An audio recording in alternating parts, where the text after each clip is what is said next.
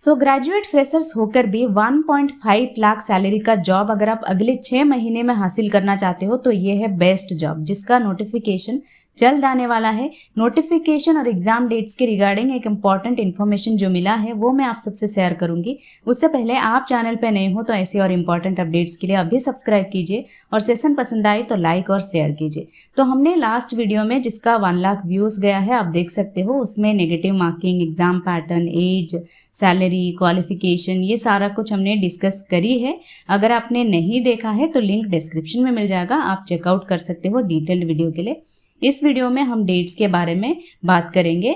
उससे पहले जैसे मैंने आपसे कहा था कि सिर्फ एएसओ की ही नहीं, उसके साथ इन पोस्ट के भी वैकेंसीज आ सकते हैं। Section officer, lower division clerk, junior secretariat assistant, तो इनके फॉर्म के जो एप्लीकेशन का प्रमोशन का जो एप्लीकेशन का लास्ट डेट जैसे आप देख सकते हो लास्ट 1 अप्रैल था, तो जल्द इनके भी वैकेंसीज रिलीज हो सकते हैं।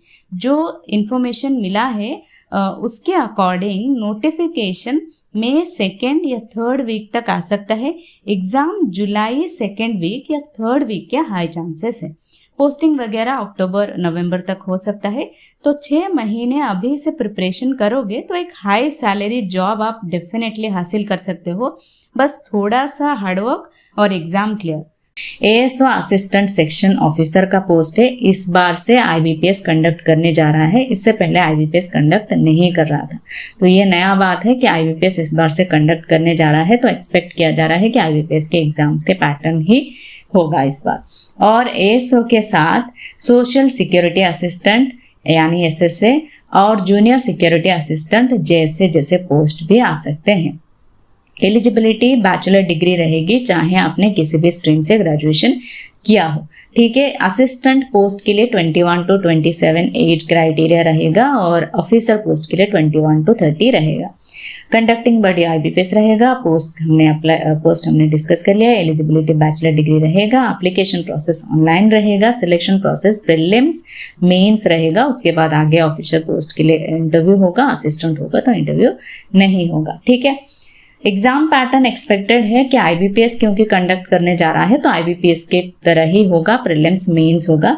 प्रीलिम्स जैसे इंग्लिश, क्वांट और रीजनिंग, यहाँ पे ऑफिसर पोस्ट के लिए हो सकता है एसबीआई की तरह करे कि 35 क्वेश्चन 30 मार्क्स, 35 क्वेश्चन रीजनिंग में 40 मार्क्स कर सकता है, या फिर आपका सिंपल जैसे 35 क्वेश्चन 35 मार्क्स, 35 क्वेश्चन 35 मार्क्स और 30-30 इंग्लिश में ऐसे करके रख सकता है। ठीक है। अदरवाइज 20 मिनट्स का टाइमिंग आपको सेम रहेगा। बाकी मेंस की बात कर लेते हैं। रीजनिंग 40 क्वेश्चन 60 मार्क्स, 35 मिनट्स का ड्यूरेशन होगा।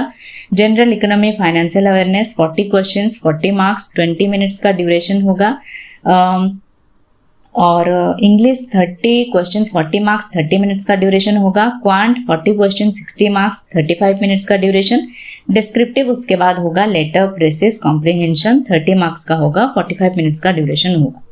Total 153 questions 230 marks, 2 hours 45 minutes का ड्यूरेशन। ऐसा एक्सपेक्ट किया जा रहा है कि ईपीएफओ एसओ इस बार क्योंकि आईबीपीएस कंडक्ट करने जा रहा है तो यही पैटर्न एक्सपेक्ट किया जा रहा है। और 1/4 का नेगेटिव मार्किंग होगा। तो जो ऑलरेडी बैंकिंग एग्जाम्स के लिए प्रिपेयर कर रहे हैं उन्हें ये चीज पता है नेगेटिव मार्किंग कैसे होती है। अगर आप एक फ्रेशर हो, बिल्कुल नए हो इस इंडस्ट्री में, बिल्कुल अपने प्रिपरेशन अभी तक किसी एग्जाम की नहीं किए, तो मैं ये चीज आपको यहाँ पे समझा देती हूँ। मान लो आपने इंग्लिश में 24 किया आउट ऑफ 30 क्वेश्चन। ठीक है। तो 24 में से 20 क्वेश्चंस आपके सही हैं, 4 क्वेश्चंस आपने गलत किए हैं। 1/4 नेगेटिव मार्किंग का मतलब ये है कि 4 क्वेश्चंस आप गलत कर रहे हो तो 1 मार्क आपका कटेगा। तो ये मत समझ लेना कि आपने 24 क्वेश्चंस किए तो -1 होके 23 मार्क्स आपको मिल जाएंगे। नहीं, 20 क्वेश्चंस आपने जितने सही किए हैं उसमें से 1 मार्क माइनस हो गया, 19 मार्क्स आपको मिलेंगे। तो मैं हमेशा कहती हूँ आपसे, चाहे प्री हो या मेंस, हमेशा एक्यूरेसी मेंटेन करके चलना। इसीलिए क्योंकि आप अगर 20 क्वेश्चंस कर लेते, 4 क्वेश्चंस जो गलत है तुक्के मारे आपने अगर नहीं किए होते तो 20 में से आपको 0.25 या 0.75 या 1 मार्क तक के ग्रेस मार्क्स मिलते हैं अगर आप एक्यूरेसी मेंटेन करते हो, जो कि 1-2 मार्क भी कई बार ज्यादा इंपॉर्टेंट होते हैं एग्जाम क्लियर करने के लिए। सो हमेशा एक्यूरेसी मेंटेन करना इसलिए। बट अगर आप वही चीज 20 क्वेश्चन सही करके 4 कर लेते हैं गलत, कोई बात नहीं, 1 मार्क तो कटेगा। बट 19 हो जाएंगे तो ओवरऑल कट ऑफ में भी वो इफेक्ट करेगा, इसलिए हमेशा एक्यूरेसी मेंटेन करना है इस चीज को, ठीक है। और अभी सैलरी की बात करते हैं। बेसिक 45,000 अप्रॉक्स से लेकर 1,42,400 तक आपकी सैलरी हो सकती है, यानी समझ लो 1,50,000 तक सैलरी आपकी रह सकती है। कितना ज्यादा होता है, वो भी करियर के स्टार्टिंग में हो तो क्या सोचना। फिर आईबीपीएस के लिए प्रिपरेशन कर रहे कैंडिडेट्स के लिए तो बेस्ट अपॉर्चुनिटी है। बाकी फ्रेशर्स के लिए आईबीपीएस की तरह ही आप लोग प्रिपेयर करना, quant, reasoning, English, general awareness, computer, यही सब आपको प्रिपेयर करना। तो ये था in detail about EPFO ASO recruitment. कोई भी और डाउट या क्वेरी हो आप कमेंट सेक्शन में पूछ सकते हो। That's all for today guys, bye bye, take care.